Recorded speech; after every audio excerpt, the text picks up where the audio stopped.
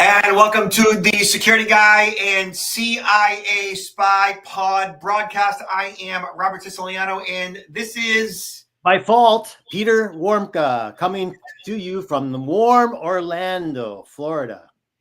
How are you doing, Robert? I'm cold. Well, I think a lot of the nation empathizes with you right now because they're going through the same thing.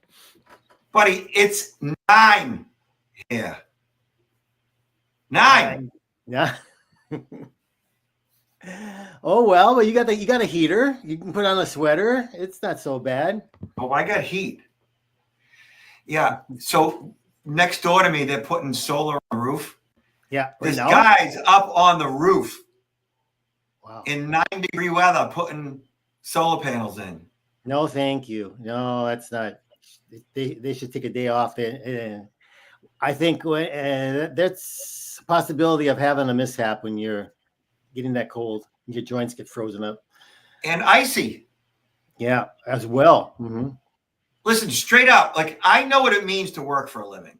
Okay, so for the first third of my life, I was an HVAC guy. I was a union pipe fitter, which meant that I was certified in all position welding. I got burn marks all over my body from welding. I was on top of boilers, in ditches, outside all year long. I've been in temperatures working, with hard hat and, overalls and the whole thing in below zero temperatures, both on the ground, on roofs, and in 100+ degree temperatures, like inside, outside, the whole thing. I know what it means to work for a living. Mm-hmm. And this is not work. This is beautiful. This is easy. This is fun. This is engaging, different. And these guys next door to me, like, I feel for them. Like it's real. Yeah. Well, hopefully they can get that installed. I mean, it's usually a full day's work, if not more. I was outside just the other day shoveling just for an hour, maybe an hour and a half. And the rest of my day was stunted, basically. Like that hour and a half being outside. The shoveling part, the physical labor is not a big deal to me. I mean, I run marathons and stuff, so that's not a big deal to me. But it was that cold temperature being outside for as long as I was. An hour and a half is nothing. But it took a lot out of me. It'd be different if I was like skiing, Yeah, it's exhausting. But it took a lot out of me, which, I am 56, but that shouldn't mean anything. The point is I'm just not conditioned for it, Mm-hmm. These guys are more conditioned for it, but it wiped me out for the whole day. Well, if you had this weather all year round, you'd be probably better conditioned, wouldn't you? Yeah. So hey, man, it's 2025. We've got new administration, and we got TikTok. So what are your thoughts on this? Like, I have my thoughts. I know lots of people are confused by it. Is it coming back? Is it not coming back? Are there really security implications? Are there really privacy implications? Like, really, like, what's the problem here? What's your summation of it all? I can address more of the security concerns, I think, because of where I previously worked, and I think the security concerns by the U.S. government are very, very, very valid, because if we look at a string of severe hacks conducted by the Chinese government against really significant databases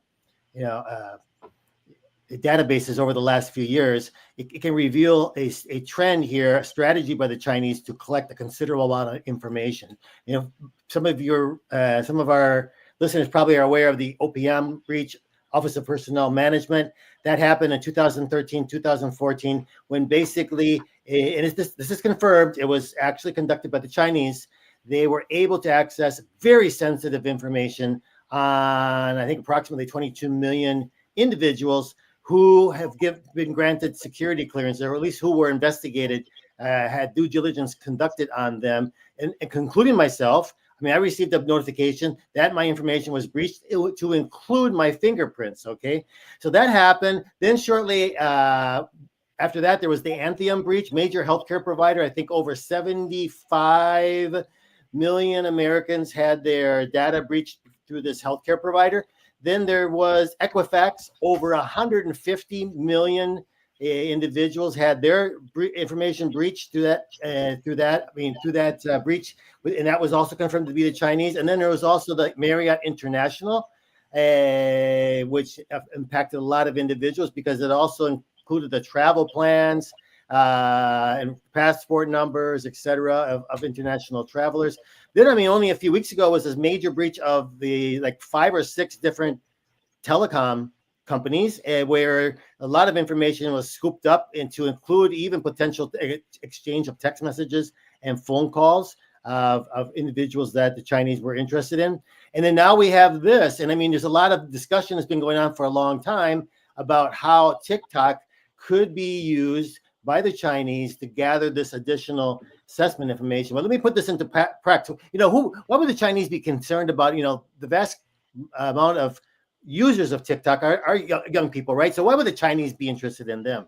If we put this into an intelligence sort of equation, if they're looking to actually recruit somebody, an American, for intelligence collection or a manipulation in agents of influence, they would be using the information collected from OPM and some of these other breaches that maybe we're not even aware of. And they could be using TikTok because the family members who have TikTok accounts, that's additional, like children of targeted individuals, that's additional information that could be very, very, very valuable. And I asked this question because no one is really talking about it. If in fact the Chinese would be interested in TikTok, and I'm sure they would, they probably have already gained access and collected a lot of the information already. All right. So maybe too little, too late. I don't know. But that, from a security standpoint, it is a concern. So let me break this down for everybody a little bit, right? So Peter definitely surmised it, right? Think of it like this. So it's a Chinese company and the data is being served up from Chinese servers, right? Mm-hmm. And China doesn't screw around. They're a communist country and they have, without a doubt, backdoor access or front door access for that matter, mm-hmm. to pretty much every website that is hosted via Chinese computers. And I'm sure Russia, it's the same deal. And frankly, I wouldn't doubt if the US is the same. And that's a pretty bold statement. But, it's entirely possible, mm-hmm. It's not too difficult to copy a website and its contents. It's not too difficult to get backdoor access to a website and its contents, especially if you are granted direct permission to do it. The technology's out there to create those backdoors, and companies sell access to that information as well. So depending on, who is interested in what type of information, it's likely that the U.S. has access to all of it, and so does China and Russia. The problem here for, say, a government official, like Peter mentioned, like high target individuals and their family members, is that, many of us are using the same passcode across multiple accounts. And so if you have a username, which might be an email address, and a passcode to your TikTok account, which is the exact same credentials that you might use to access your Gmail account, well, then the bad guy's in. Very valid point. Mm-hmm. Yeah. Very valid. And so that's a big part of the problem, is that we are generally lax in our own security. And so if you're using the same passcode across multiple accounts and not using two-factor authentication for your most critical accounts, then if you have a TikTok account and again, you're lax in your security, it's likely that China has access to whatever other accounts you possess that use the same credentials when you log into TikTok. Mm-hmm. Mm-hmm. So yeah, the danger is not only when we travel. The danger is not only when we travel to China, right? Because I think I talked about this before. The danger here, you might never travel outside the U.S., but you're using the platform that the Chinese can access. I think I mentioned to you a few years ago, I traveled to China with my spouse. It was a leisure trip. It was a group trip. And I told her we're not taking any of our devices to China. We're not taking our phones. We're not taking the laptop or ebook or anything. And we're only way we're going to communicate in the case of emergency. We're going to set up a burner email in case we have to communicate in an emergency back to our family. And we had no issues. We had no problems. But other people in the group, every evening, they were uploading pictures from the tour to Facebook, and a number of them had their systems hacked within a few days of being there. So, I mean, this is serious. So can you just repeat like a very short part of what you just said to everybody so that they understand what precautions you took when you went to China? I mean, you basically went digitally dark in China. I did. I mean, and some people maybe can't do that entirely. I went digitally dark because I took none of my devices and I did not log into any of my accounts, social media accounts or emails or anything while I was in China. I established a throwaway email address in case I needed to communicate with my family in an emergency situation. But fortunately, I didn't need it. But that was the emergency way of contacting if we had to. And because of leaving the devices behind and not logging into my accounts, I did not experience any sort of issues. I don't think I was hacked. I mean, I wasn't hacked at all. Meanwhile, other people in the group a number of them were hacked in a matter of a few days. They were saying something strange going on. My system seems to be hacked. And so, but what about business people that travel to China for reasons that need to be in contact, maybe with the home office and things. What I highly recommend is still, you do not take your normal phone or your normal laptop into China. You would take a clean one. We can almost consider it burner. At least, I mean, you might be able to use it multiple times, but only when you travel to China, and never use that to log into your own personal accounts. Only use that if you have to for, sending and receiving information that's pertinent to your business, because especially, business people are high value targets for the Chinese. So you're going to have to assume that when you go travel on business, you are going to be a target. Yeah. The Chinese are without a doubt like the most effective world pirates that have ever existed. Mm-hmm. Mm-hmm. They could care less about copyright. They could care less about patents. As far as they're concerned, it's all, open source, and they do whatever they want with anybody's intellectual property. They don't care. Yeah. So I think regarding TikTok, we're going to see the latest is that the new administration wants to give, I think, 60 days or 90 days before, they would try to shut it down. And ultimately, they want to be able to have a U.S. company purchase it, or the latest thing was maybe I won't call it a joint venture, but the U.S. government actually obtaining part of it so that they can effectively monitor it. So who knows? I mean, there's a lot of politics also behind all of this, I'm sure.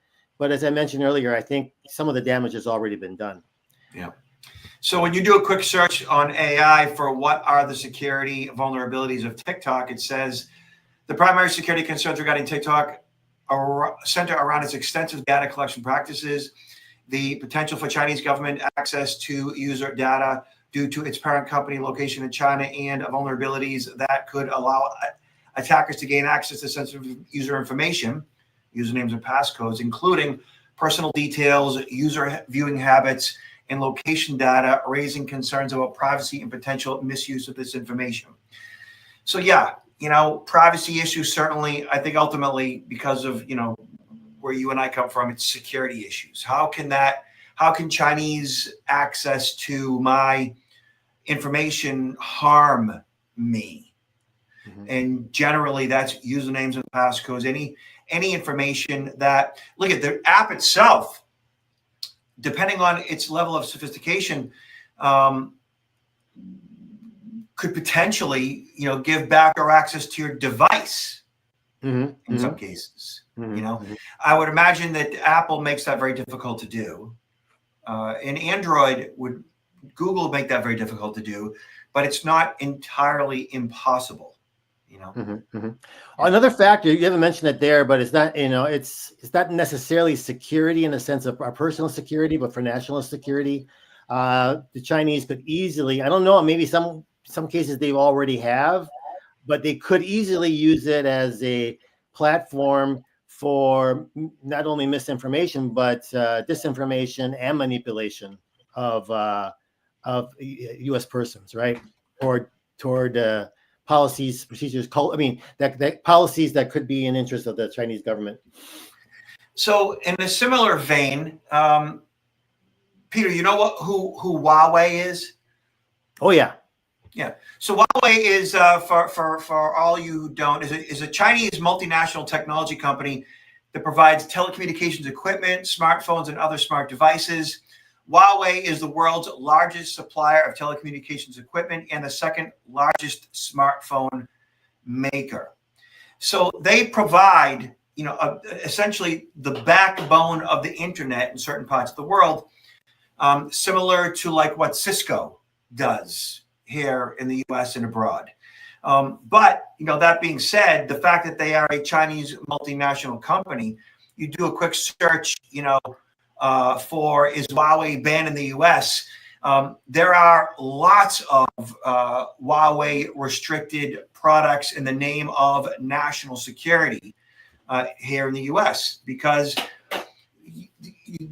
to have a phone that's produced or manufactured by Huawei means that there very well could be technology built into the chips and software installed on the devices themselves that would also provide backdoor access to anybody, in China, overseas, in Europe, here in the U.S., and so on.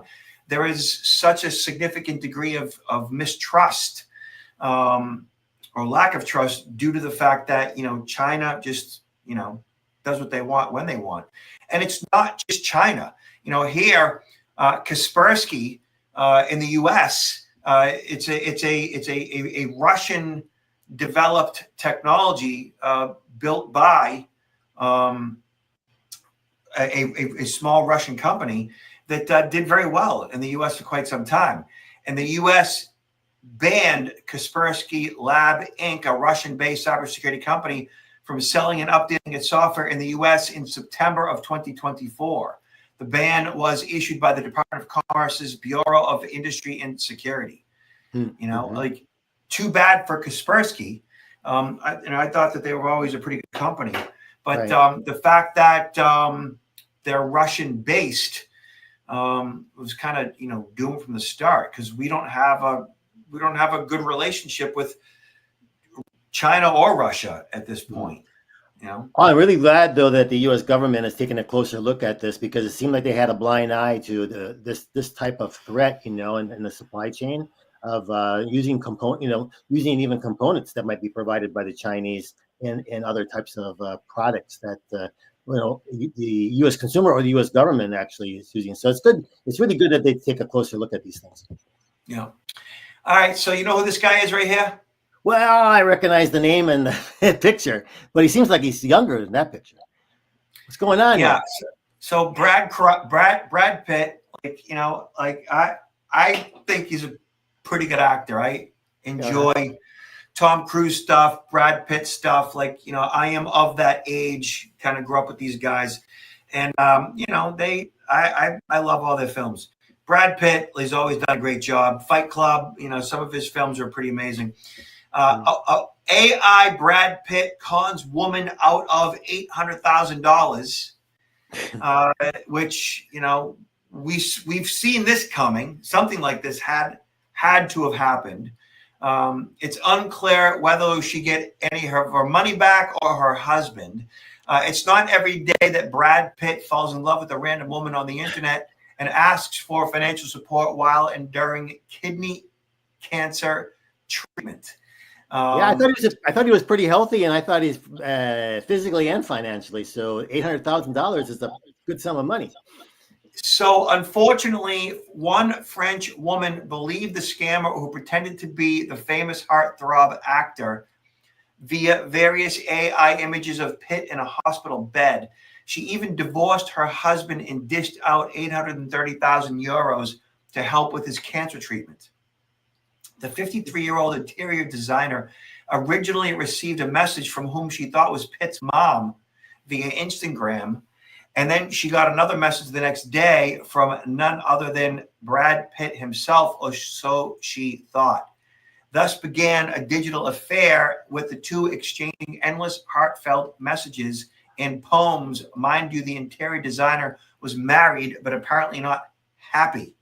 In fact, she said that she and her rich husband had been going through a difficult time, which is perhaps why she latched on to the alleged actor. I mean, who better to save you from a failing marriage than Brad Pitt, says Vice. He doesn't have a good track record. Are there pictures showing him in the just pictures, right? Showing him in the hospital bed and things like that? Yeah. So let me see. Further down in that article, I think, because I took a glance at it earlier. Further down in that article, there were Pitt hospital bed AI images. Yeah, I guess. Right. Yeah, it doesn't take much. No, it doesn't. I mean, and this is really a serious problem because it sounds like a poor unfortunate victim, and yes, she is a victim, and it's been a lot of victims, and whether it's for 10,000 or a million, if people, a lot of times they end up giving everything, whatever they have, and they might even take out loans, they might take out second mortgages on their property, and their life is in shambles after this, and it's happening way too frequently. These people that are behind it, a lot of them are based in Nigeria, not exclusively Nigeria, but a lot of them are, and they will typically cultivate. During a typical day, they might have cultivating a good 5 to 10 people along the way. They do this for a living. They're very good at it. They understand human psychology, and the system that they use is very well thought out, and it has a lot of what do you call contingencies. If a person all of a sudden says this thing, they will find a way to get back to them and change their opinion on something or to help them. I mean, they're used to doing this. They're very successful.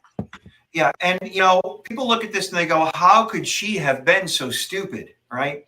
And Psychology 101 basically is, when you think about it, all of us, we have an innate desire to be wanted, to be loved. We are an interdependent species. We require each other for our survival, for procreation, for that matter. Everybody at all ages just wants to be loved. We all do.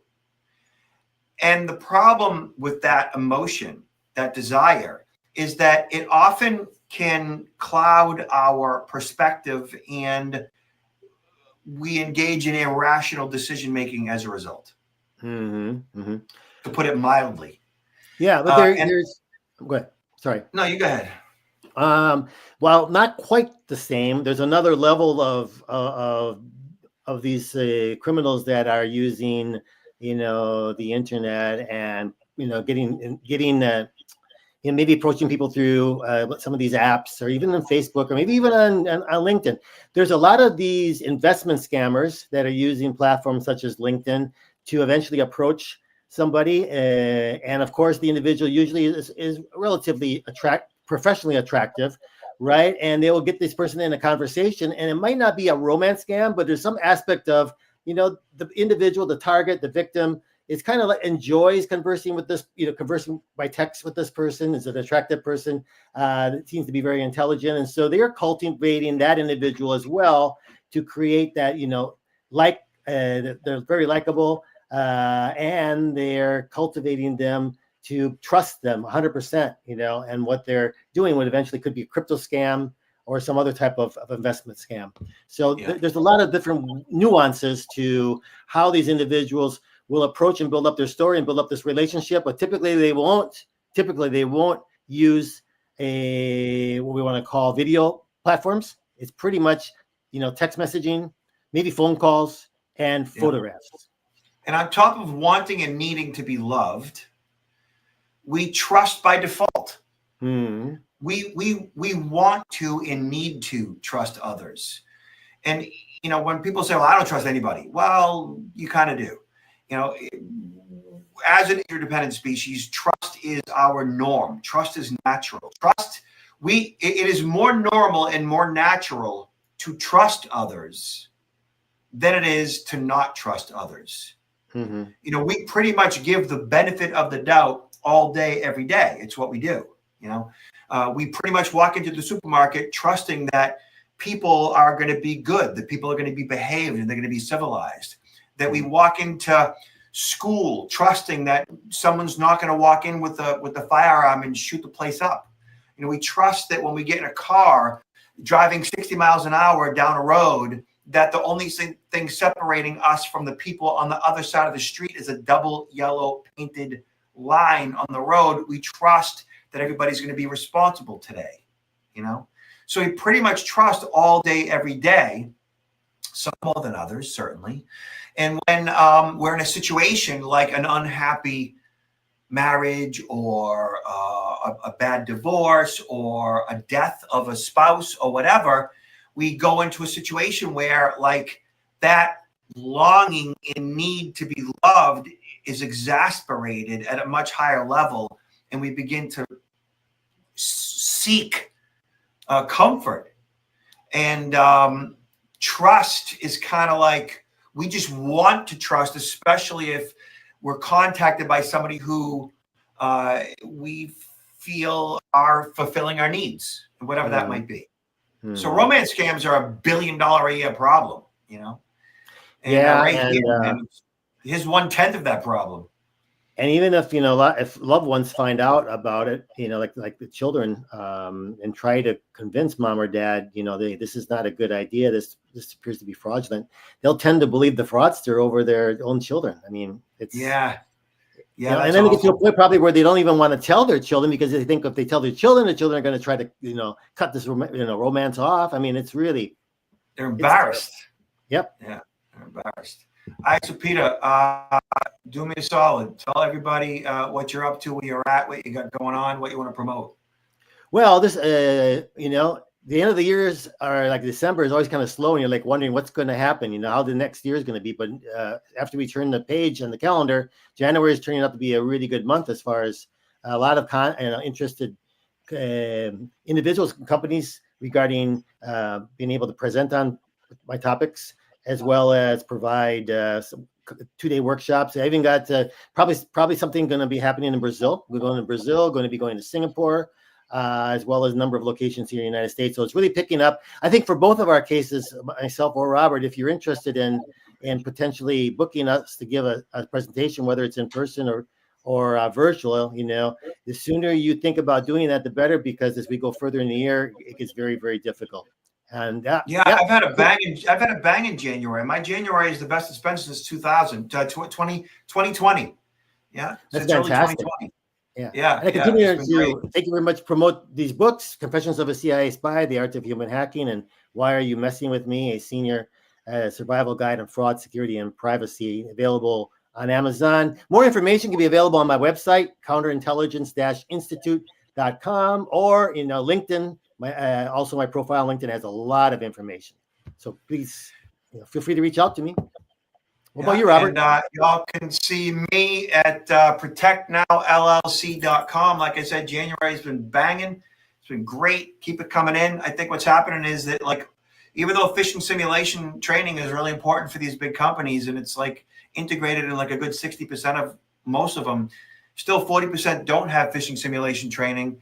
But on top of that, I think what they're realizing is that like that training just isn't enough.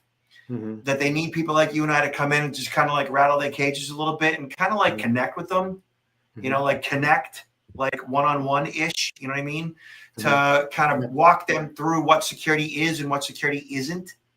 You know, most people think that like security is like fear and paranoia and it can't happen to me. Like they function in denial and they don't want to think about these things. And that's all like kind of like the reality of where we're at, because we don't want to think that like bad guys are going to choose me. Because we trust by our nature. And so like our training is designed to like affect people in such a way where we, like security is easy. Security is interesting. Security is fun. Like security is something that you want, and security is something you need. And the way that Peter and I present it, like people get it. Like it makes more sense to them. It's beyond just, you know, robotic phishing simulation training. Do this, don't do that, or else. It's like, hey, you know, like security is like a good thing. Let's talk about like what it is and what it isn't. You know, it's different. What we do is different. Yeah. All right. So that's it. Anything else, Peter? Well, keep safe, keep warm, and I'm looking forward to seeing you next time. Awesome. Later, everyone.